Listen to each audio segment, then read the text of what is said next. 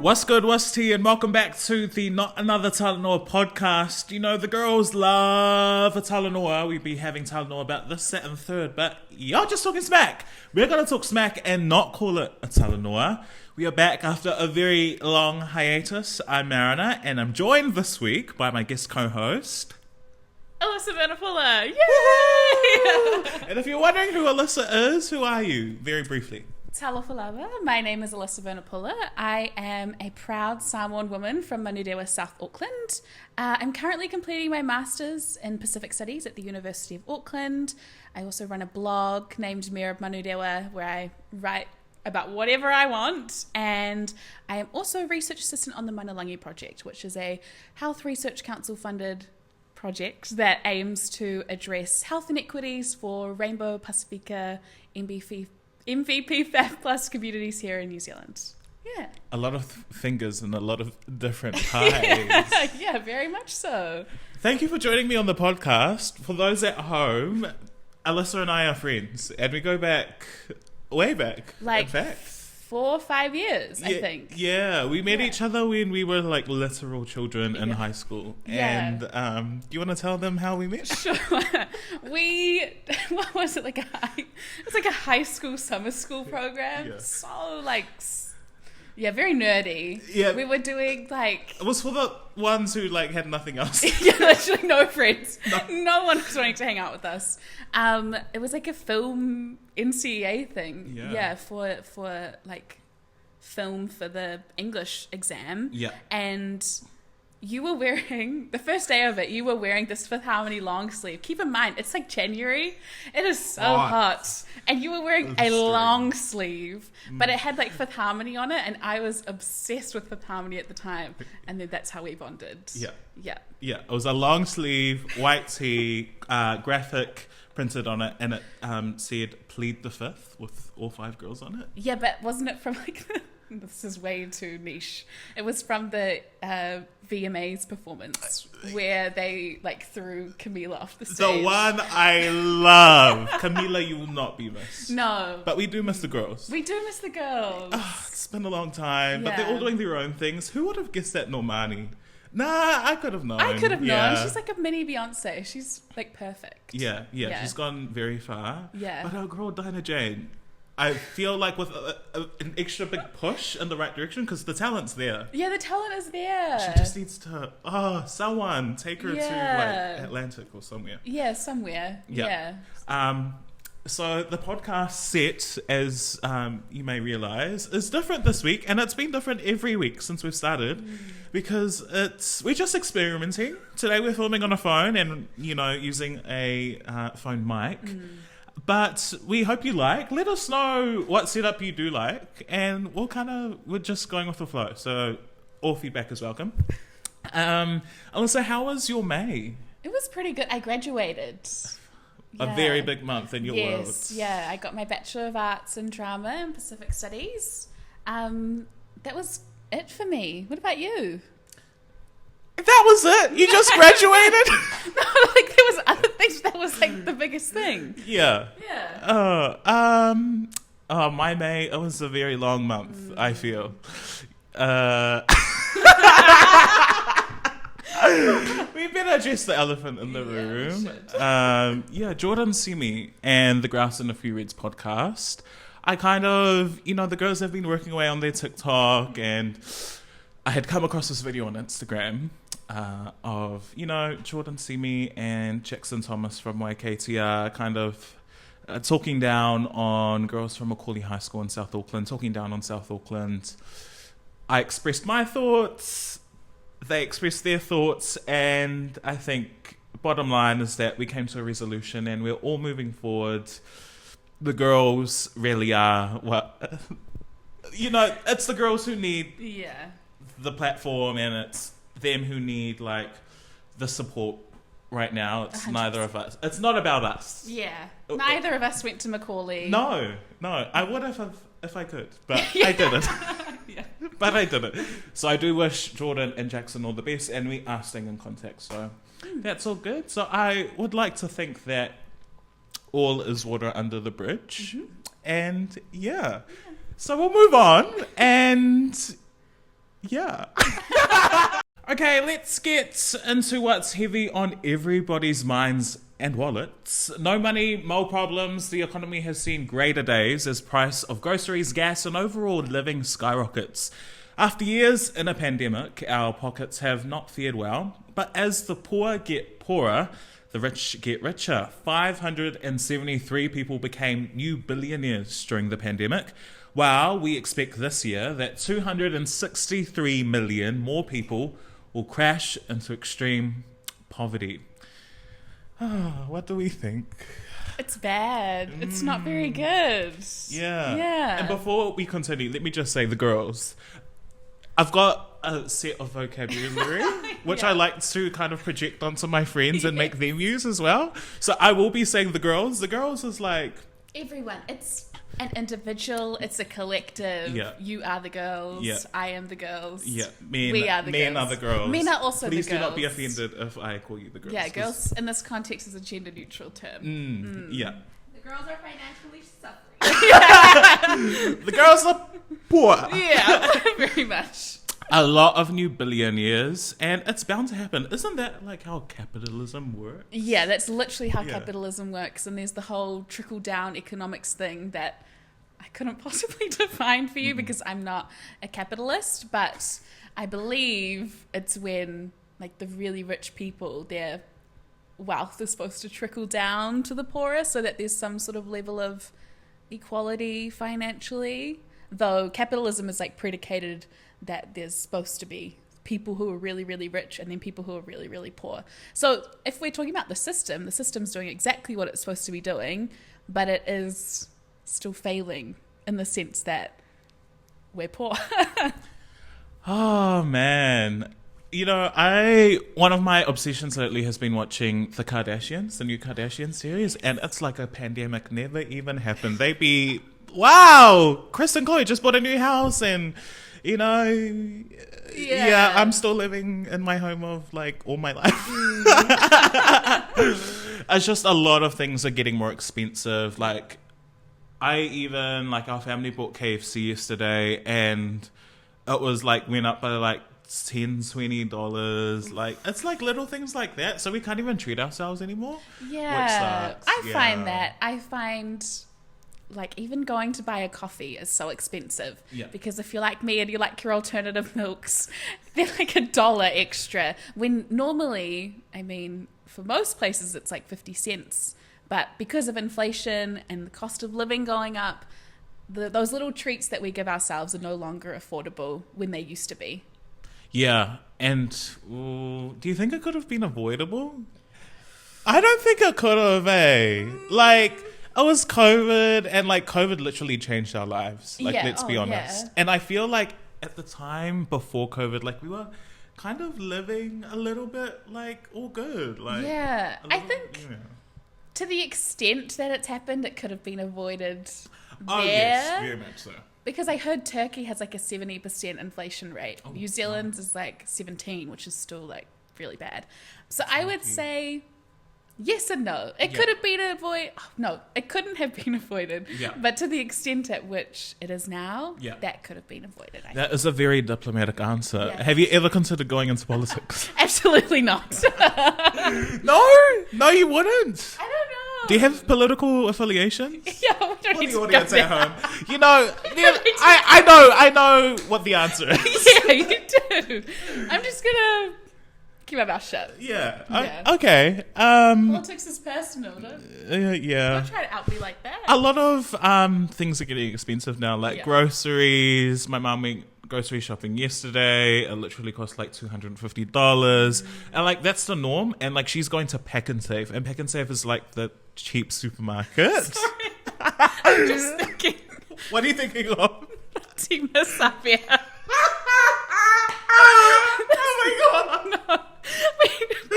Can we talk about that? We can. So, it's said with love. Yeah. Our good sis, Yeah. Fatima Savia, who is married to Julian Savia, of All Blacks fame, basically is continuously posting on her Instagram about how she's saving so much money at Pack and Save, and she said that now her top-up shop, so she shops weekly, she told us this, her top-up shop is now only $120, and her regular shop is like considerably less than when she was shopping at New World. Now, as a person who's living in a flat, my regular shop is $120, and I'm pretty sure she only has like a family of 4. So I don't know why she's spending like $500 plus. Okay, I shouldn't. No, we do know. She's buying organic stuff. Yeah. Which you can't good on blame you. them. That's their lifestyle, right? Yeah. It's just ironic, like this very outwardly rich person who posts a lot in like Gucci and et cetera, Has a designer bag business. Yeah, she does have a designer bag business. Yeah, is so like, look at me, guys. I just found out about this amazing thing named Pack and Save. I found it. Yeah, it's kind of hilarious. I think it's funny watching like rich, or at least like materially rich people. I don't want to say suffer, but like it's kind of like an equalizer in a way. Yeah. I will say it's very interesting. Like people on Twitter were slamming her, which I don't necessarily agree with. Yeah. I mean, it's entertaining. Yeah. Like, good on you that you shot that. Yeah, but she even posted like yesterday. I feel like it's like. And the receipt was in shot. You could see the look. Yeah, she's really just trying to. So I think that what that speaks to is that now the rich are like now they have to go through what us normal folk have been going through since birth. Yeah, we've been shopping at Pack and Save. Yeah. Any other examples of like rising costs in your life? Ooh, well, for me, groceries is the main expense because. Like I said, I'm flatting at the moment and I don't know how to drive and transport at the moment. How old are you? I could ask you the same question.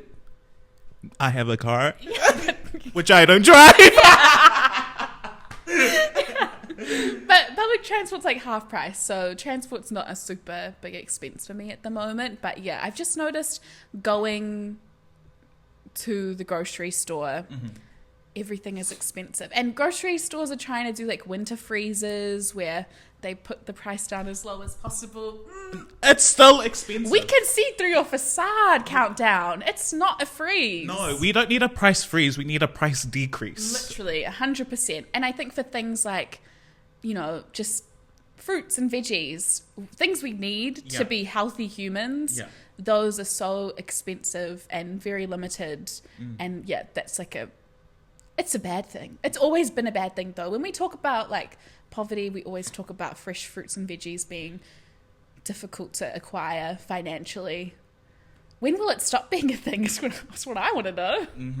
Like we've been known, the reason why our people go to fast food outlets for those, chicken and chip plates is because they're cheaper than vegetables. Who the hell is buying a cucumber for $7? No one. Actually, no. That is like probably half of someone's hourly wage.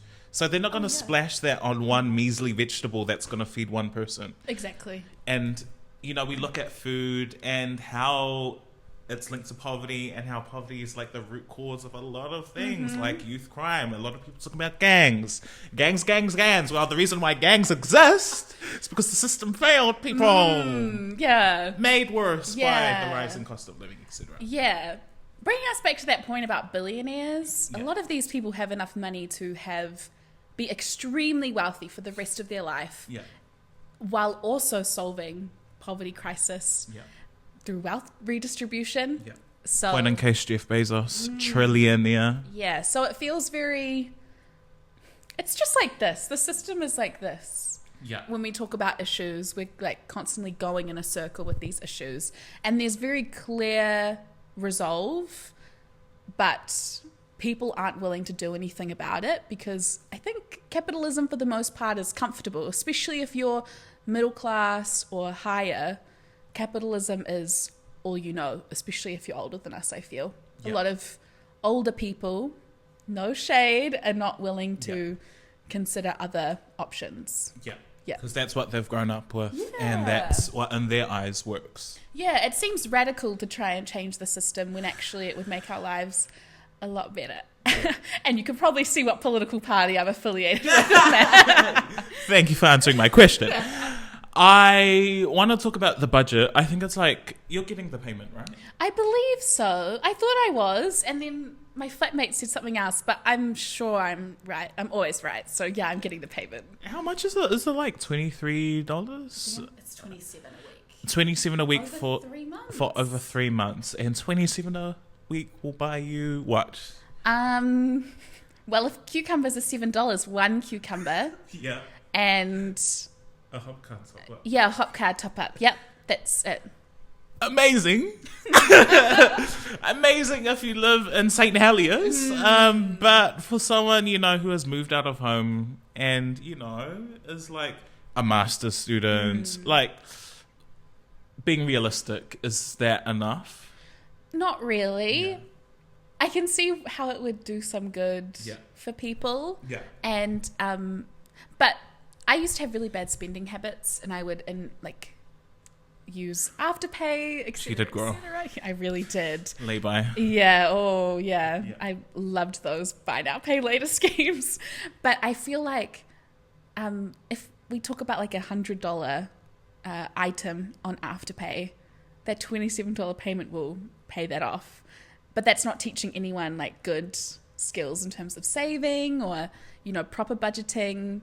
Not that you can budget your way out of poverty, absolutely not. But I just feel like the extra money is important, but perhaps the way that it's, been given to us is not as effective as it could be. On that point, I think what would be effective is kind of giving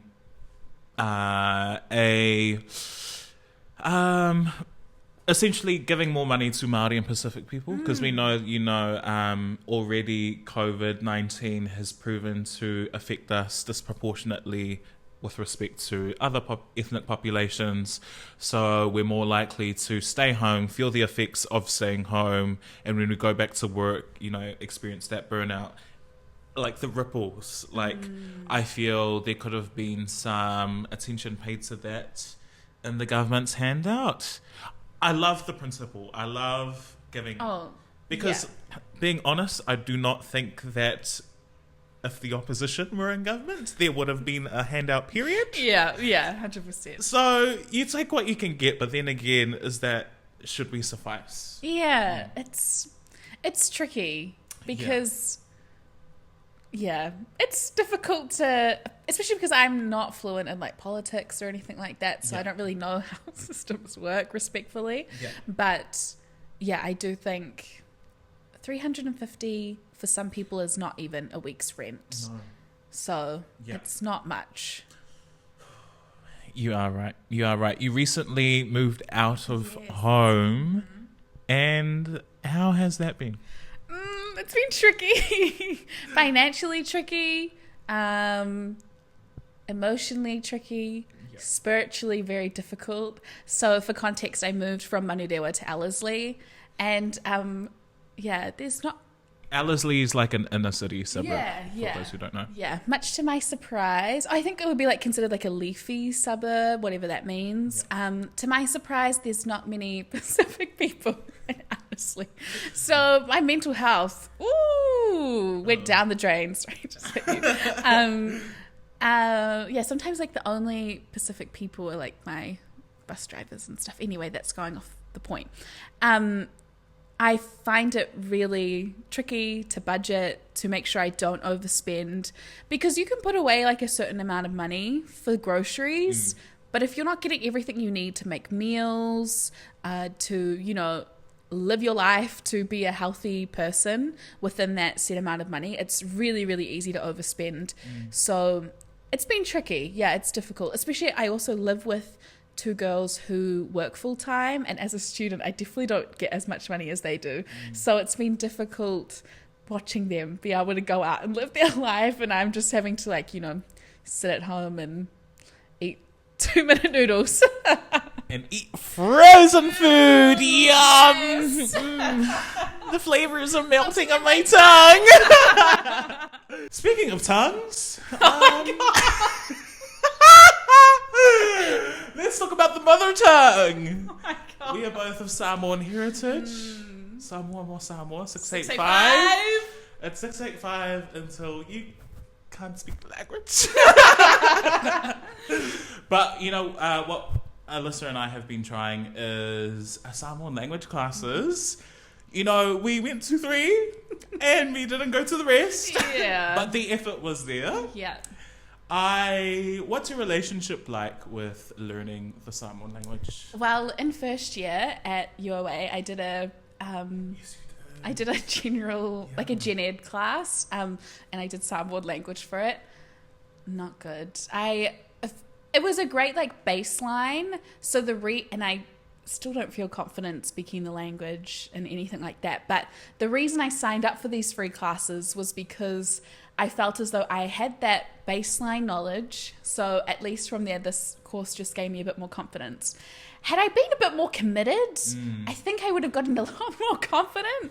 But it's also difficult because if it's like a Zoom class, you're sat there on your own and you're kind of pronouncing the word to no one. Like there's no one there to correct your pronunciation in like a nice, gentle way. Yeah. So I feel like I can now introduce myself in a room. I'm not going to do it now though, so don't ask. Yeah, I knew. I can like be a bit more confident in what I want to say, address like a room more formally and all of that. But yeah, I'm definitely like, don't speak to me in Samoan, like full conversation, or else I'm just going to be like, oh, sorry, I don't know what you're saying. It definitely is a goal though, yes. somewhere in your life to like have full proficiency. Yeah, or even just a level of understanding. Yeah, because for context, I'm Afakasi and I was raised by my mum who is Balangi, and she asked my dad to speak to me in Samoan when I was little, and my dad was like, oh, she doesn't need that. We're in New Zealand, you know, you only need English in the education system. And like then, now I'm like, feel like I'm dying whenever I try and learn it. I read something the other day and read something like, it was, you know, the notion is that it would be much better for someone in New Zealand to learn English than Samoan, but it probably would be better for someone to learn Samoan first, then English. Just knowing that English is literally all around us, so it wouldn't be that hard to learn. No, I don't think so either. Yeah. But then again, people say that English is like the most difficult language to learn. So, I mean, and we can speak English, so like we can't really go around saying that, can we? Yeah. Like, you know, that's a bit... I'd rather like not know any English. True. Yeah. You say that now, but it's because you know English. Yeah, I say that. You're literally a journalist. I don't know why you say that. I know my way with words. I know what you mean. I know what you mean. I just, you know, it's the colonizers' language. Yeah, very much. Yeah. Why did they have to colonize our country, our beloved country? Yeah, why? Why? The questions. We have a lot of them, but I think learning Samoan would be so beneficial to all aspects of my life. I feel like I would be in touch with my culture a lot more. That you say that language is like a container. Yeah, it's like everything. Yeah. You know? And language doesn't just carry words, it carries like values and cultural nuances and et cetera, et cetera. Yeah. Things that you couldn't learn spoken in English. Yeah. However, I will say, in my mahi, I met the wonderful person who's just got an honorary doctorate, Fui Maono, Kapolo Twendevin, the queen, icon, legend moment. Like, we can't talk about... We need to pay our dues. Yeah. Kiss the feet. Yeah. Give the flowers. Flowers set. When we met them, they were saying that, you know, it doesn't matter if you don't know your language, if you're unsure of which villages you come from, etc., etc. If you're like a New Zealand-born Samoan, what matters is that you live every day by Samoan cultural values, values of love, respect, service, humility, etc., etc. And for me, I'm obviously saying it in a very not profound way, but when they said it, I was like, blown away. That is all I've ever wanted to hear in my life, is that it doesn't matter if I can't necessarily speak the language as long as I'm living out those values every day. And I feel like that's a really important message to share as well. Perhaps it's really difficult or you are unable to learn a language, because there's that too. as long as you share those beautiful cultural values from the Samoan culture in all you do, the same can be said for other Pacific communities as well. That is enough.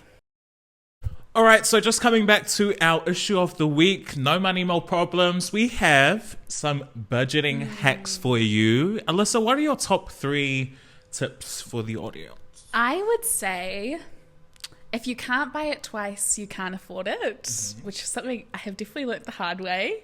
But that is not for things like essentials. That's more for things like you'd want to treat yourself to, like a nice new top or something like that. Yeah. I would say have a budget and try and stick to the allotted amount of money within those little sections you put in your budget. Like groceries, you might want to put in $200, or, say you need a new cleanser for self-care or something like that. Yeah. Put in like $40 for that. And I think it always helps to estimate lower than what you're going to get, because then you have a little bit more to play around with once all your essentials are done. And my third tip, I don't know. Do I have a third? Do you? I don't think so. Okay. Yeah, it might come back to me. Yeah. You go. Yeah. I would say make your lunch. Make your lunch. I think we underestimate the importance of doing that, because when you get into the office without lunch, without homemade lunch, you're like, I can go to the cafe, next minute, $20 gone. $20 gone. And then that just adds up if you're buying lunch every single day.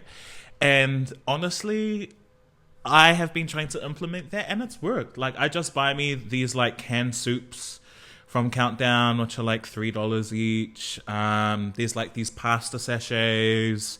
There's all these packeted goods that you can buy for like $2 to $3, which if you're lazy like me, because that's really the only reason that I didn't used to bring lunch, is because I was too lazy to make like meal preps, do leftovers. Girl, who has the time for that? I'm barely able to wake up. So, yeah, that's one tip. Another tip I have would be KiwiSaver. If you live in New Zealand, you're entitled to $500 worth of government money if you make an equal investment with a bank or another KiwiSaver investment provider. And so you have the option to, if you're working, to take an amount out of your pay towards KiwiSaver. You can't take it back out, and you can use it, the final amount of money that you manage to save when you retire, or you can use it to buy your first home. But you can't take it out before then. No. You can't take it out for anything else. Which is a good thing. Yeah, which is a good thing. I think it teaches people the importance of like long-term investing, because stuff will gain interest. Yeah. All of that. Amen. Yeah. And another tip I have is to invest in shares. I have started investing in shares. Are you serious? Yeah, I am serious. She doesn't know that. What? And I have shares in a lot of different companies. Are you actually being serious? No, I'm actually being serious. Wow. Yeah, it's giving. What platform did you do it on? Sharesies. Of course. Yeah, it's giving 2 ticks blue. Yeah, it is. It is, but girl, gotta make money somehow. Yeah, exactly. Yeah. And you can, I think the good thing with Sharesies, it's going to sound like a Sharesies ad, it is not, but you can pull out your money like at any time. Like, if you see that, can't you? Yeah. If you see like the if you're making a return down, if you're making a return, and you're worried that tomorrow you're going to wake up and suddenly Countdown's shares are going to go like that, or My Food Bag or whatever, you just pull the money out. Yeah. And my advice, do not invest in Countdown. They do not deserve our money, our hard-earned money. They make $1 million a day or something. Yeah, let's not do that. I thought of my third one. Okay, what is it? It would be to consider the cost per wear before buying something. Okay. So for me, I'm happy to spend a lot or save up a lot on a certain piece of clothing, because I know that I'll love it and I'll wear it a lot and I'll have a lot of pride in it. But if it's going to be like anything more than, say, like $50, consider if you're going to wear it more than the amount that's on the tag. So if it's costing you more to buy it than it will cost to like pay off or whatever in terms of wearing, then it's not worth it. AKA, don't buy something from Shein that you'll wear once. Yeah, let's not buy from Shein. Yeah. Unless like you can find your sizes on there, and like that's probably one of the only sites you can. Yeah, find there's it. that too. Yeah. But I feel like also it's important to invest in good quality clothing, especially if we're talking about like the climate crisis and the small ways that we can help, though sometimes it feels quite hopeless. That's one way, so that we're not like throwing out clothes constantly, because Shein is known to be quite poor quality. Yeah. And has some pretty scary like ethical practices.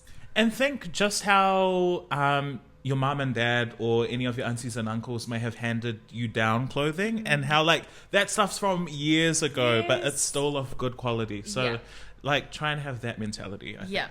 We talk about that a lot, and how I'm going to pass my wardrobe down to my daughter. Yeah. Or your son, who will be named after me. Thank you. Okay, so things you would happily splurge on, AVP. Ooh, like I said before, like clothes, as long as I know that it's going to, last a long time and all of that. I'm very much about supporting New Zealand made, good quality, ethically sourced like cotton, etc., etc. So okay, Trilly Scooper. Absolutely not. Trilly Scooper has it. Do not support Trilly Scooper, please. No. Support our beautiful Maori and Pacific designers. Yes. Yeah. And anything else?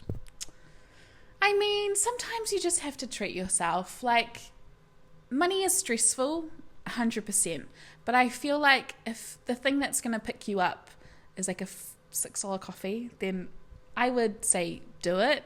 But at the same time, be smart about it. If you know that it's going to make you run out of money, then perhaps it's not worth it. One thing that I love to splurge on is like doing like a little supermarket shop at the end of some of my work days. So like on my way home, I'll stop by New World, and there will be like bakery goods or like deli items that will be like half price. Really cheap. So I'm still treating myself, but at a discount. That's actually a good tip.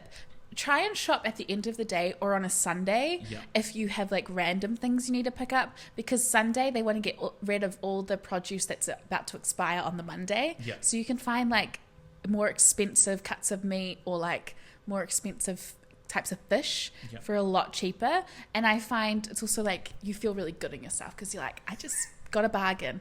And saying that, we should also shop like on Trade Me and stuff like that. Yes. I put my girl on Trade Me and she did not stop. And designer wardrobe. I love like secondhand, good quality places like that. Yeah. Thank you, Pippa Wetzel. We love Pippa. We do. Yeah. Our Samoan queen. Our Samoan queen. Things you wouldn't splurge on. I'll start. Yeah. NFTs. It's giving me red flags. Have we heard about the Juicy Festival that Culture Kings is running across New Zealand? Now that... Is it like $10,000 for the VIP package? For a backstage pass. Do not spend your money on that. No, don't do that. $14 a month Spotify? You can have your own concert at home. Don't go to Juicy Festival. Yeah. What would I not splurge on? That's a really good question, because I used to be a spender. Before I moved out, I was a splurger spender. She's gotten better. I've gotten really good, actually. Yeah. Like, she could not start a savings account, but now, like, she's like in there. Yeah, not really, but yeah, we're getting there. For what it's worth. Yeah, the practices are happening. What would I not splurge on? I probably wouldn't splurge on like an MLM. Like, don't invest in those, I personally think. I think it goes hand in hand with NFTs and crypto. They're just like... There's always a bottom guy. Yeah, and if you could just Google or go on YouTube, like MLM experiences, and I guarantee like 99% will be bad. Yeah. Because there's always like one, it's usually woman, who is like selling it to you and is selling you this amazing lifestyle when actually your reality will be quite different. So I think...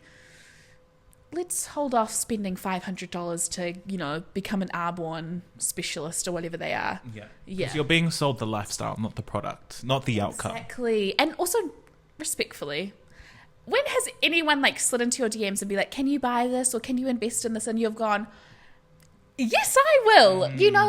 I would not. No. Yeah, I don't think you would either. No, I wouldn't. And I have a lot of thoughts about Arbonne, but, out of fear of the ladies coming for me, we will leave it there. Thank you so much, Alyssa, for coming on the podcast. Did you enjoy it? Yeah, I did. This was so fun. Oh, thank you so much for joining us. It has been a very long time, Producer BB, she was doing some traveling overseas, and I was doing some traveling across Auckland, and, we just decided to come back for this episode. We will be back every fortnight now on thecoconut.tv.